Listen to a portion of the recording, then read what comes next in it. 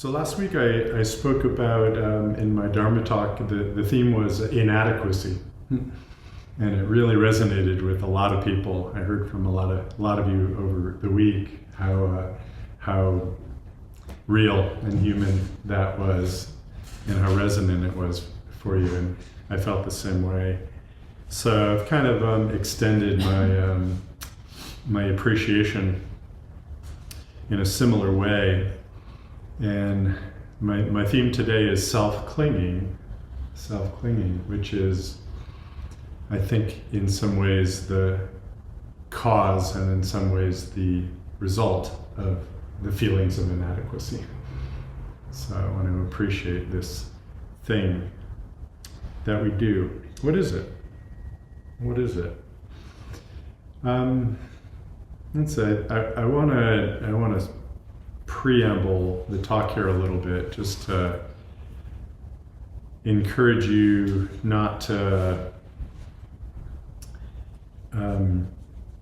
take the talk as a series of concepts that you're supposed to understand. One thing that we tend to do is we seek to understand, and then when it's just an occupational hazard of giving and receiving a Dharma talk. It just goes along with that.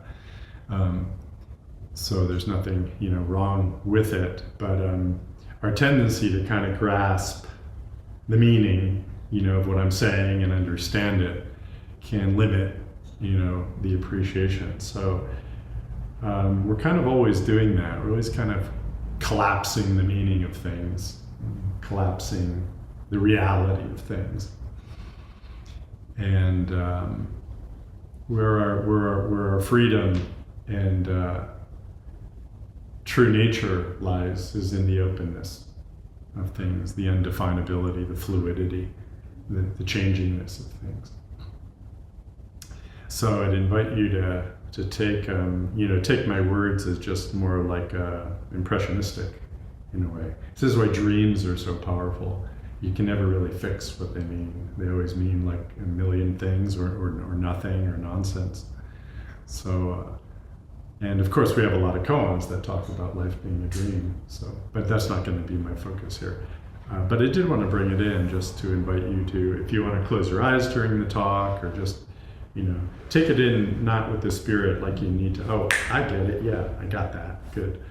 And then you stop listening for a few minutes, while you review that.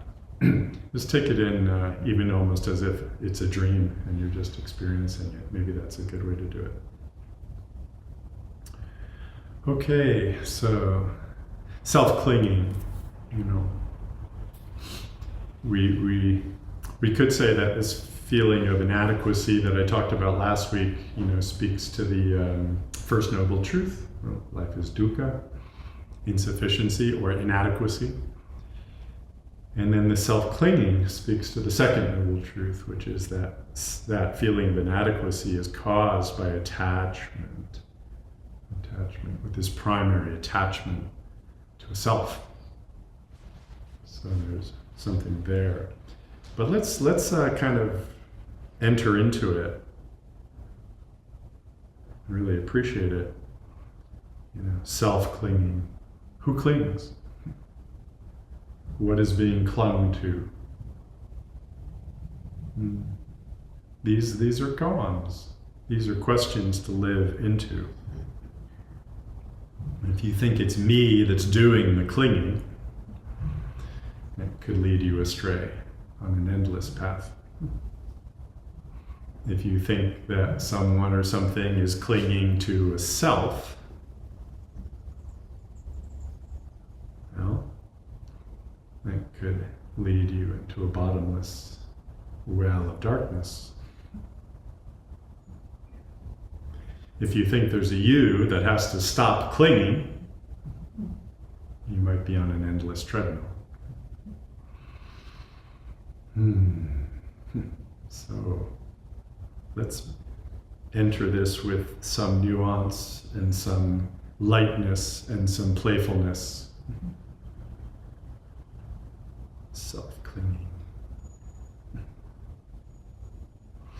I want to look at the third case in the Mumonkan, Gutei's finger. Some of you know, but I also, as I get into it, I want to respect the sequence of koans right at the beginning of the Mumonkan, which is our first major formal koan collection that we work with in our koan curriculum. And as most of you know, the first koan is Joshu's Mu. Does a dog have Buddha nature? Joshu answered Mu. Okay, so this one, kind of deals with no self, you could say. Okay, does not have, nothing to have. So we recognize ourselves, we penetrate our true nature, not as the self that we thought ourselves to be. Something other than that. And then the second koan in the Mumonkan is Hyakujo's fox, which we could say deals with the conditioned reality and our conditioned self. So if Mu is our awakening up to our unconditioned nature, then Hyakujo's fox is about how do we deal with our conditioned nature. And the teaching there has to do with not being deluded to think that an enlightened person transcends their conditioned reality, but instead doesn't ignore conditioned reality. So, when you're a fox, be a fox. When you're angry, be angry. When you're sad, be sad. Buddha is the fox. Buddha is sad. Buddha is angry. To fully embrace all of those conditions without avoiding them, pushing them away, judging them to be less than, judging them to be unenlightened. So the point of the Dharma of inadequacy is to feel the inadequacy. And then it's Buddha feeling inadequate.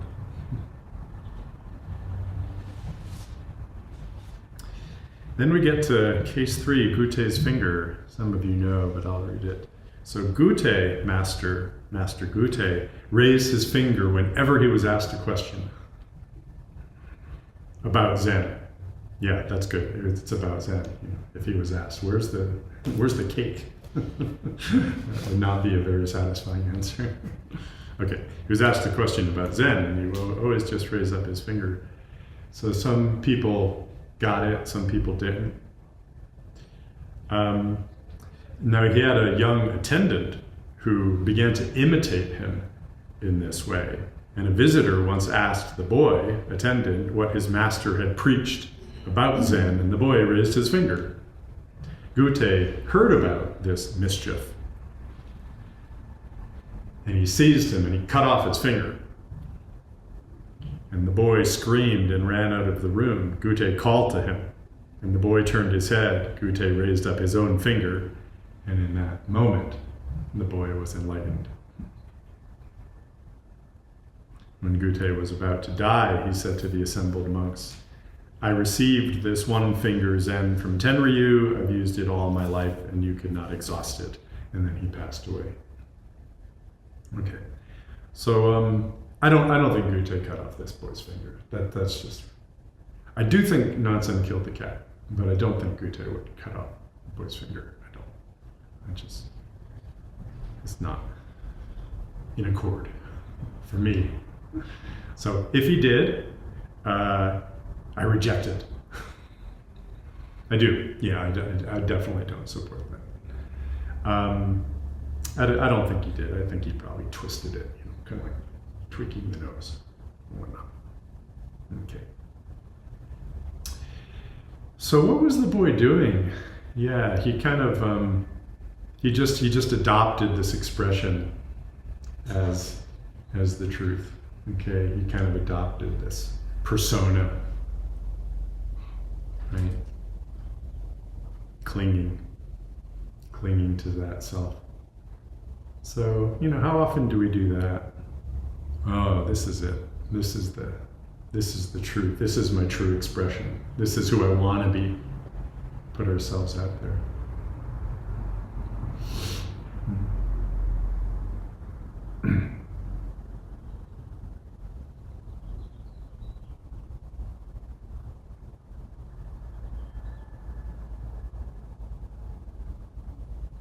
But when that self is just taken away, the rug is completely pulled out from under us. Can we cling to it anymore? If we're lucky, no. No more clinging, because it's ripped right out of our graspingness, right out of our clinging.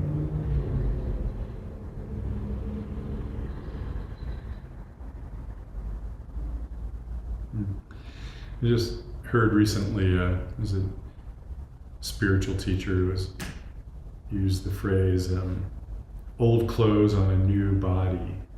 And he was talking about the kind of emerging consciousness in the world, which there might be some truth to. And amidst all of the changes in the world right now, meaning structures breaking down and institutions breaking down and losing their support.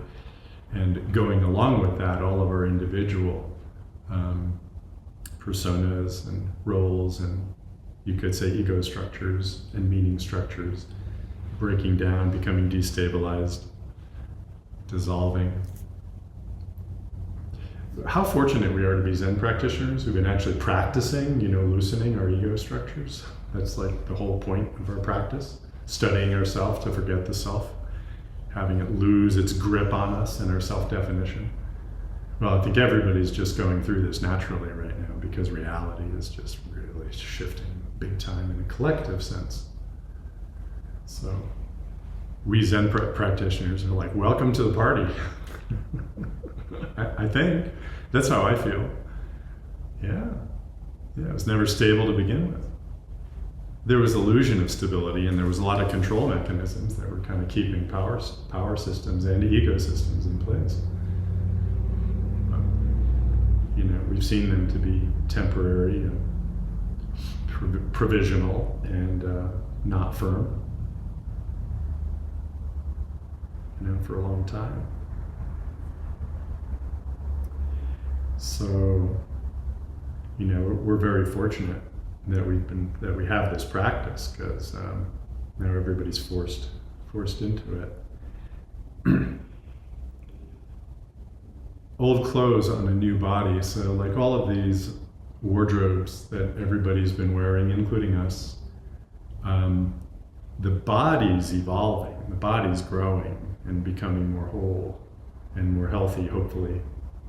Yeah. But then all of the old stuff, all the old externalities, they may still be there. We can still wear these old clothes, but it's the body that's the most important. And by this I mean spiritual body, not the physical body. To really grow as a Buddha, your Buddha body, and grows. So that leads to the next account that I want to share in appreciation of self-clinging. And this is Master Dogen's actually original enlightenment experience. It's not a koan that we use in our Sanbo Kyodan koan curriculum, but it is a koan from the Way of Reality, case 108, as it turns out, famous Buddhist number. So Dogen studied with Master Ru Jing. That was the Chinese teacher he went to practice with after traveling to China. And one evening during the intensive summer training in the first year of Pao Chang, so this was 1225, and Dogen was born in the year 1200 and he died in 1253. So he was 25 years old at this point. So Rujing shouted at another disciple in the Zendo in the middle of the Ango summer training period. And he shouted, "When you study under a master, you must drop the body and mind." What is the use of single-minded intense sleeping? I assume that the monk was sleeping on his cushion, is what precipitated Rujing shouting this. When you study under a master, you must drop the body and mind. Sitting right beside this monastic, so Dogen was right there, he suddenly attained great enlightenment. It isn't said what happened to the monk. He probably was startled awake and felt embarrassed. But Dogen had his great breakthrough experience. Beautiful how this works. Dogen suddenly attained great enlightenment. Immediately he went up to the abbot's room and burned incense. Didn't say anything, just went up and burned incense. Rujing said, "Why are you burning incense?" Dogen said, "Body and mind have been dropped off."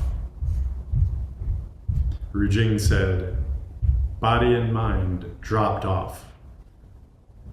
The dropped off body and mind. Dogen said, "This may only be a temporary ability. Please don't approve me arbitrarily."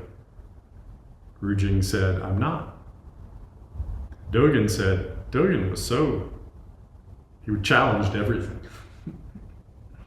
Even challenging his own teacher on approving him twice.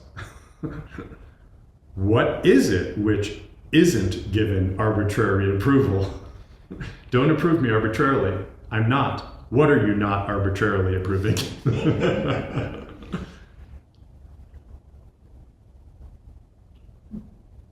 Rujing said, "Body and mind dropped off." Dogen bowed. Rujing said, "The dropped off, the dropping off is dropped off."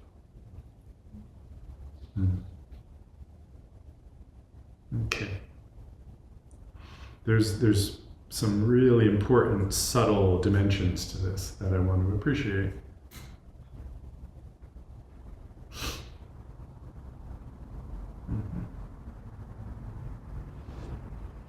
I'm going to read a couple of paragraphs from Daido Lori's, one of his talks on this.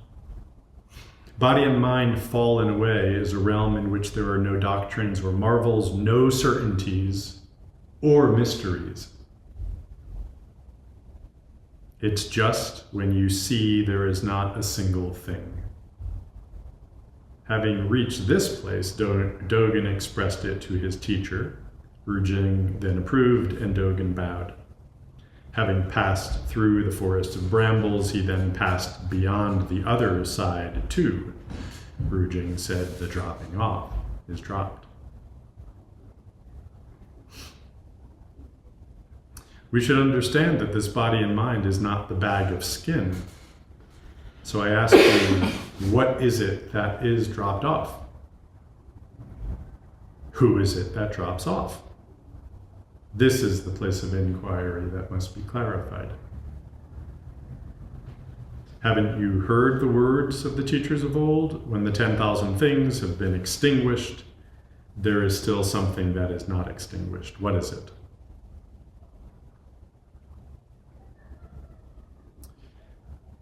So I really appreciate this little shift we have here between drop off body and mind,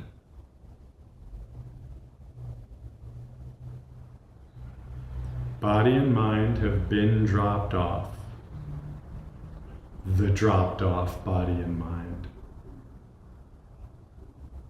dropping off is dropped. These are all actually different movements. It starts with drop off body and mind. That's the thing that he shouts, to the Zendo, drop off body and mind.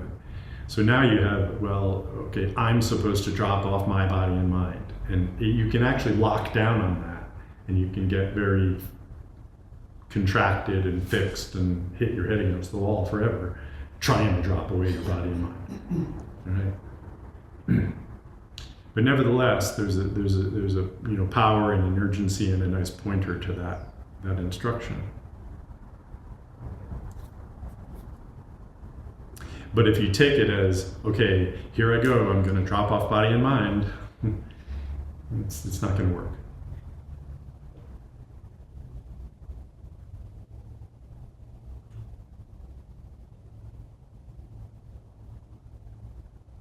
So Dogen says body and mind have been dropped off. Listen, it's kind of nice because he doesn't say, I have dropped off body and mind. Body and mind have been dropped off. Okay. Body and mind dropped off, Rujing says. He can tell. He can tell that it's real.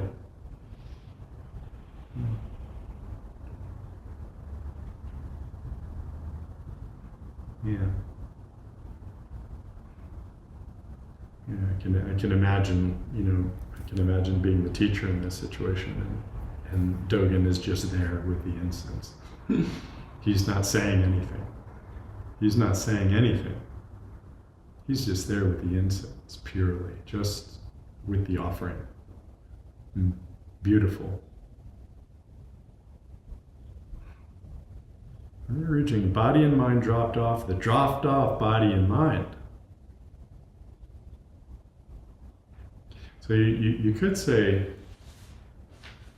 okay, so what happens after body and mind are dropped off? Well, we still got the dropped off body and mind. You could say old clothes on a new body. We still got body and mind. It doesn't disappear, it isn't transcended. Body and mind. But it's a dropped off body and mind versus a clung to body and mind. Self-clinging.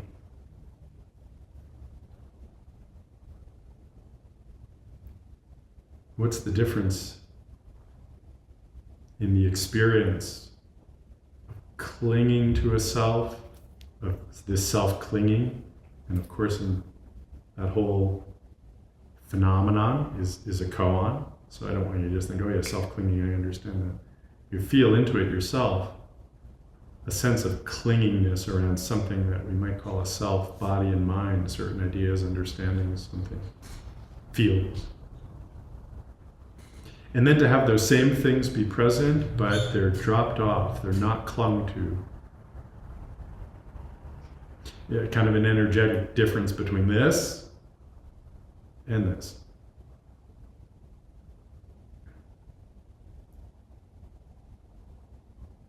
Same hand, different feeling, very different feeling. Self-clinging, dropped off self.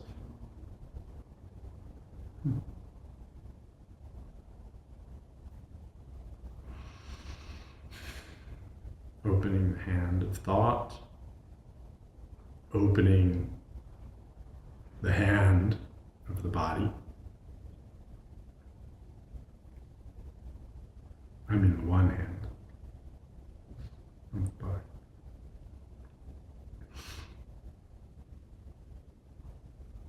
Dropped off body and mind. Doesn't disappear, doesn't go away. It's right here. Dogen says, don't approve me arbitrarily. I'm not. So what is it that isn't given arbitrary approval? Body and mind dropped off.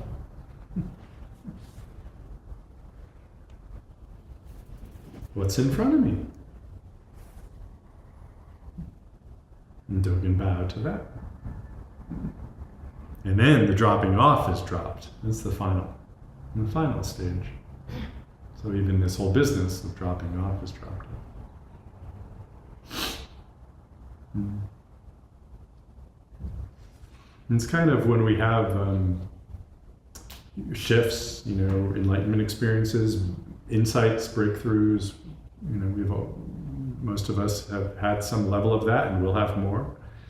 We'll have more there's kind of a preciousness to it and a beauty to it, and then we tend to hold on to it and we cling to it. But when that fades, there can be kind of a grief around that, but there's also kind of a beauty to that too. So now we're no longer holding on to that, and the beauty and the sweetness is to enter more and more deeply into our own ordinariness, into our own everyday simplicity. Yeah. Those experiences can be very special, feel very special. So forgetting the forgetting, dropping off the dropping off. It's an important part of our Zen practice. Yeah. Not to fixate on what we think we understand. Because then if we do that, we're just being like the kid with Gutei's finger. It's all one. I'm all one. My body and mind's dropped away. It's subtle, but we fixate on those. So Daido relates a capping verse that Maizumi Roshi actually gave to this koan from Dogen. The thought-cluttered bucket's bottom broken, neither water nor moon remains.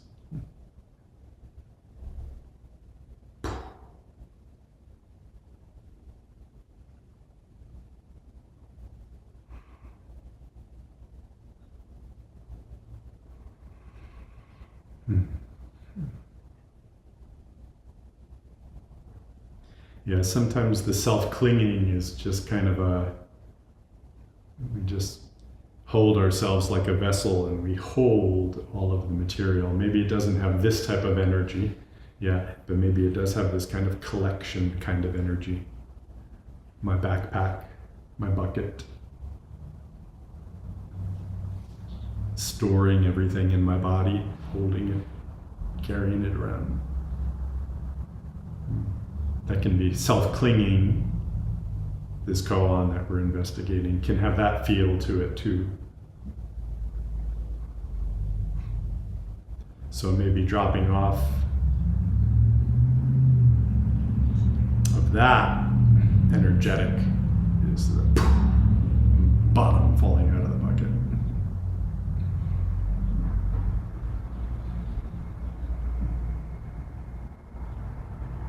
Who pushes through the bottom of the bucket?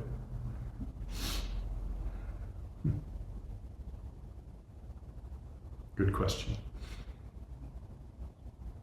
That's a koan.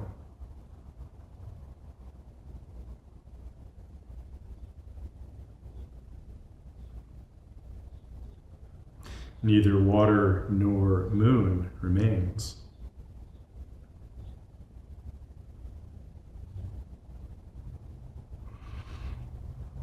The water is the mind, the moon is enlightenment. Both are gone.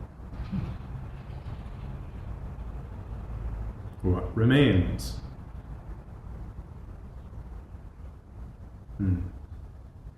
What remains? What's present right here?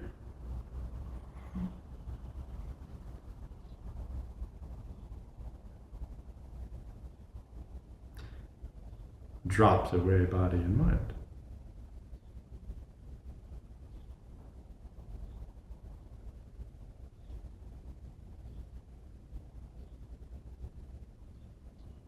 What is dropped away body and mind?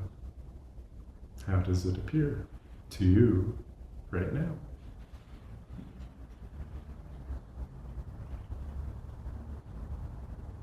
As sunlight? As a pebble? As another person? As a feeling?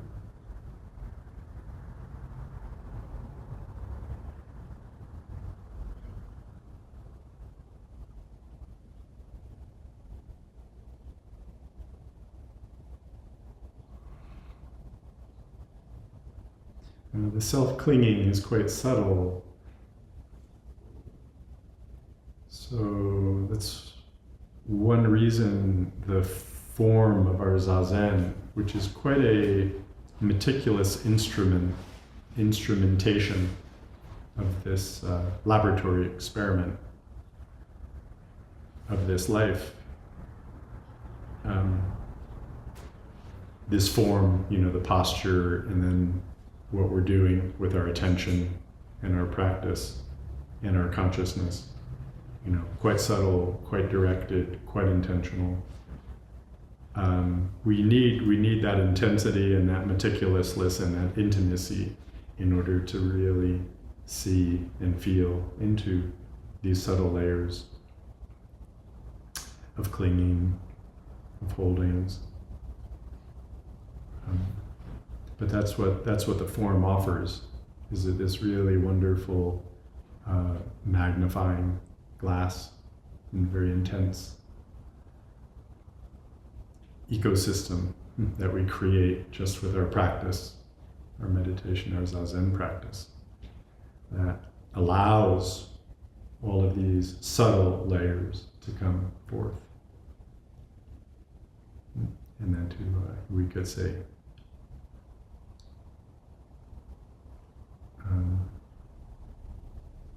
self-actualize.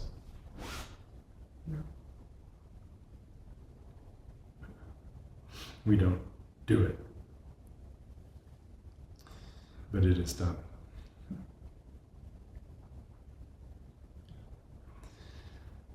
Thank you.